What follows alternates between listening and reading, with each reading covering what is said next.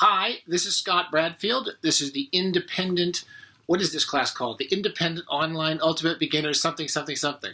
There's a lot of names for it. It's because we're just trying to have a little bit of fun, try to teach creative writing as the second step of a writing career. The first step of every writing career is reading. And I cannot tell you this enough. Okay, so we're dealing with Nabokov.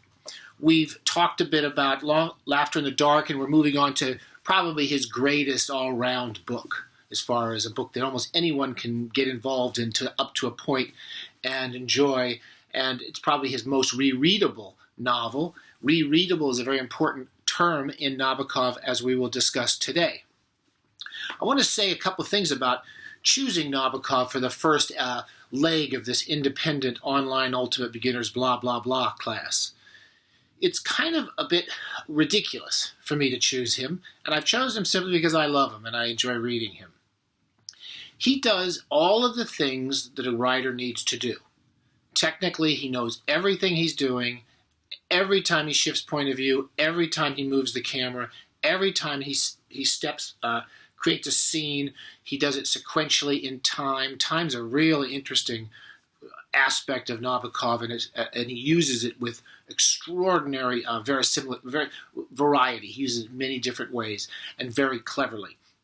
He is the sort of writer who I hesitate to bring to a class like this, because he also, besides doing 98% of the stuff we all need to know all the time, Nabokov does about 2 or 3% of his books which are very, very audacious, funny, in your face. He's playing games with his readers. He is tricking you. He is making you work all the time. And he is manipulating you. And he is playing off the scenes. And he is doing so many things to complicate his text. All of the things that none of you should be trying to do until your 4th or 5th novel.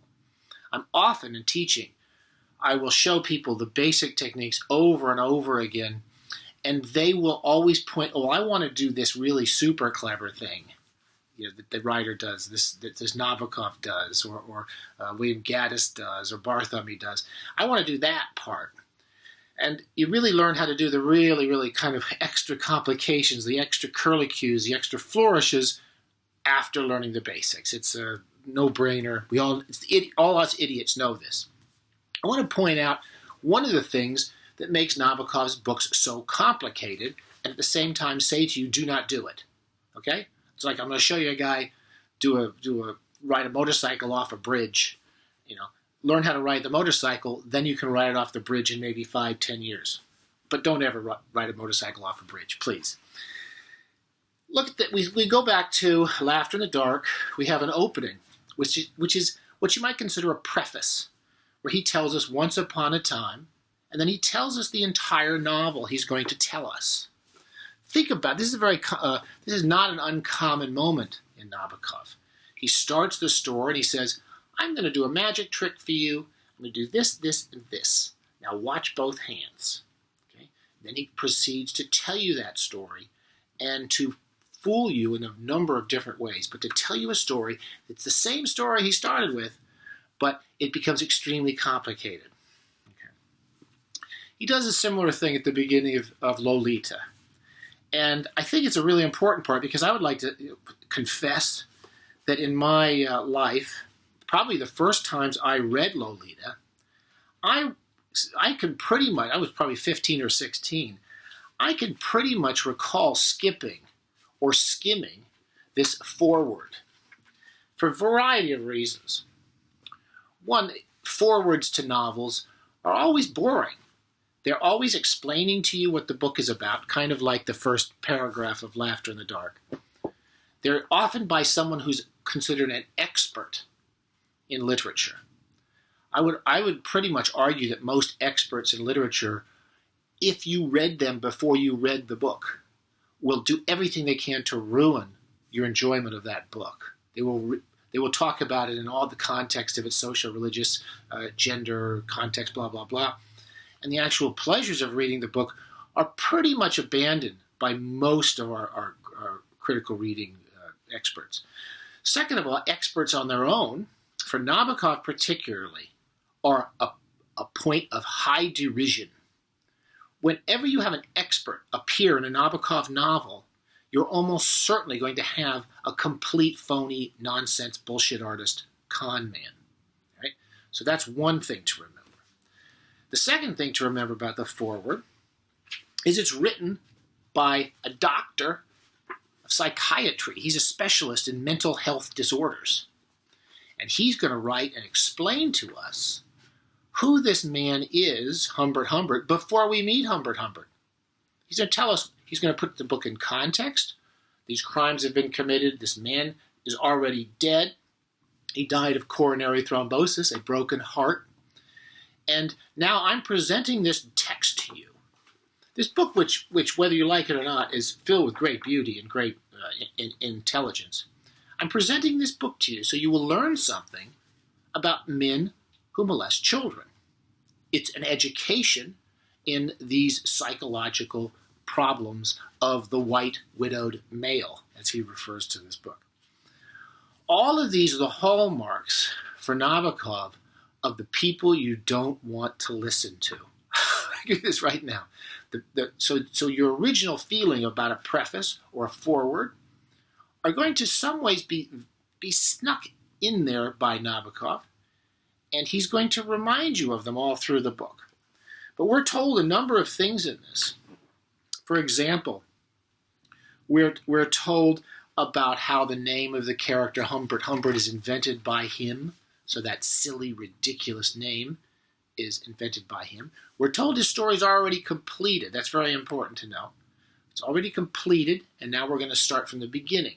The thing that remember what a preface does or a foreword does. This is the only time I will ever quote Derrida, Jacques Derrida. He often talked about how the prologue or the preface of a book is written after the book is done. You can't write the preface before the book is written and read. You can only put the preface in after the book is finished. So remember this. At the beginnings of two of Nabokov's significant books, and in most of his significant books, we start the book being told the book's already been read. It's already a complete book. And it's going to lead you into a set of complexities that are going to require you to reread the book. This is a very important part of Nabokov. You cannot read a Nabokov novel. You must reread it, preferably several times. Now this is, again, don't do this. Make sure your first book or two, just people read it through once. But in his certainly when he gets into his third, fourth, fifth books, that becomes an incredibly important part of Nabokov's method.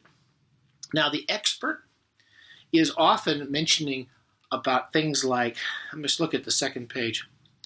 For the benefit of old-fashioned readers who wish to follow the destinies of the, quote, real, unquote, people behind the, quote, true, unquote, story, a few details may be given as received from Mr. Wundmuller, blah, blah. He then proceeds to give us a bunch of names of people who we don't know. And we will forget many of these people. Remember, one of Nabokov's most important things for a reader, readers are more important than writers in Nabokov, is a memory. We're not going to remember these names. So he gives us a bunch of names. He tells us a number of things we should think about. He puts the words real and true in quotes.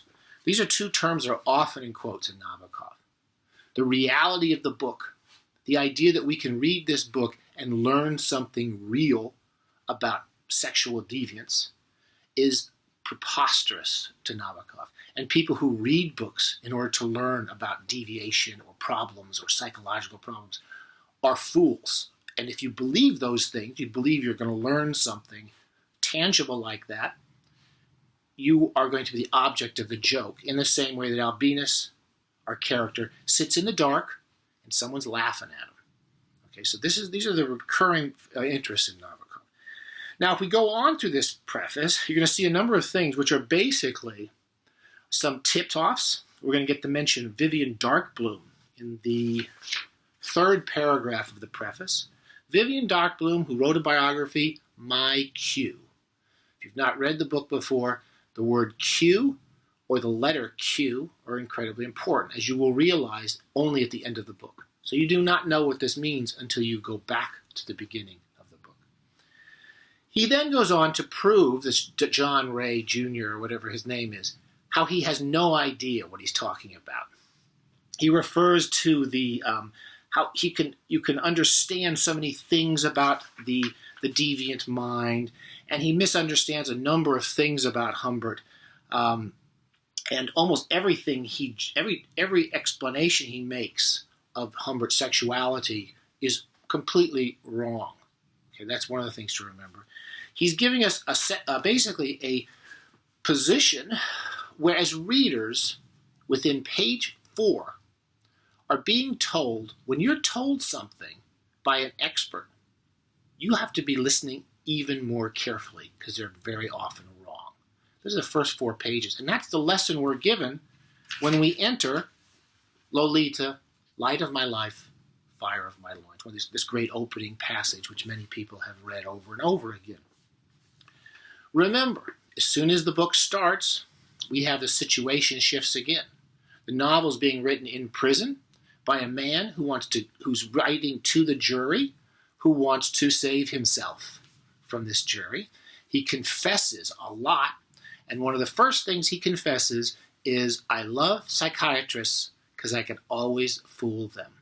And remember that about Humbert. He's often aware of how to fool people, particularly the readers of his book. So you've been told twice in the first 5 pages, in the same way that you have in a more early version of this, a character who can't read what's happening around him, the Margot's character, or the presence of Rex in his world. He's not reading those things or recognizing those things. For Nabokov, you better recognize them, buddy, because he's going to come play some games with you. Okay? So read through this book as if it's just a novel that you recognize as a novel. And then we will talk more about some of those techniques in the next couple of weeks.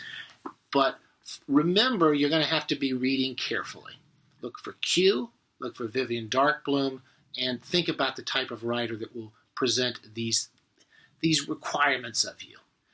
Everything that happens in a Nabokov book happens, and it happens again, and then it happens yet again, until eventually you start to recognize patterns. If you go back to the start, you'll see them. So one of my favorite books, one of the few books I enjoy rereading, and I hope you're enjoying it. Read it out loud, or read it out loud in your head. Do not skim this book. Read the sentences and listen to the sounds in your mouth. That's important. That's the most important part of this book. Okay, see you next week.